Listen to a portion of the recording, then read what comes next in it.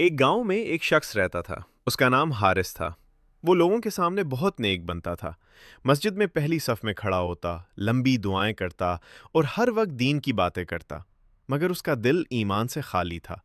وہ سامنے کچھ اور پیٹھ پیچھے کچھ اور ہوتا۔ جب نیک لوگوں کے ساتھ بیٹھتا تو کہتا، میں بھی تمہاری طرح اللہ اور رسول صلی اللہ علیہ وسلم سے محبت کرتا ہوں۔ لیکن جب برے لوگوں کے پاس جاتا تو ان کا مذاق اڑاتے ہوئے کہتا، میں تو بس انہیں بے وقوف بنا رہا ہوں۔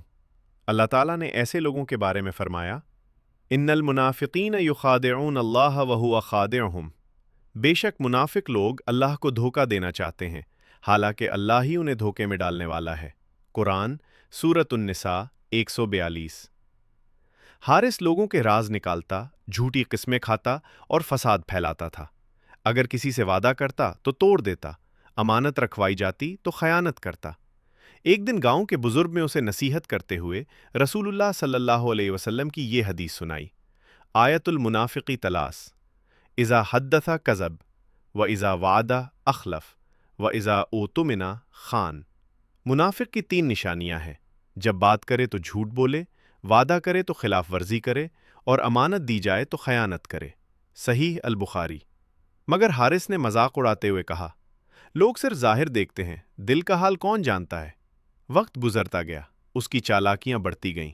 وہ نیک لوگوں کو لڑواتا، جھوٹ پھیلاتا اور خود کو معصوم ظاہر کرتا۔ پھر ایک رات اس نے خواب دیکھا کہ قیامت قائم ہو چکی ہے، لوگ میدان حشر میں کھڑے ہیں، نیک لوگوں کے چہرے نور سے روشن ہیں، مگر اس کا چہرہ سیاہ اور خوف سے بھرا ہوا ہے۔ وہ پل صراط کے قریب پہنچا تو اس کے قدم کانپنے لگے۔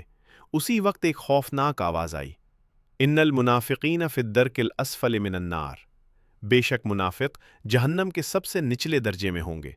قرآن سورۃ النساء 145۔ حارث چیخنے لگا، مجھے ایک موقع اور دے دیا جائے، مگر فرشتوں نے کہا، دنیا میں تجھے بار بار نصیحت کی گئی تھی، مگر تو نے حق کو مذاق بنایا۔ وہ خوف سے جاگ اٹھا، اس کا جسم کانپ رہا تھا، آنکھوں سے آنسو بہہ رہے تھے۔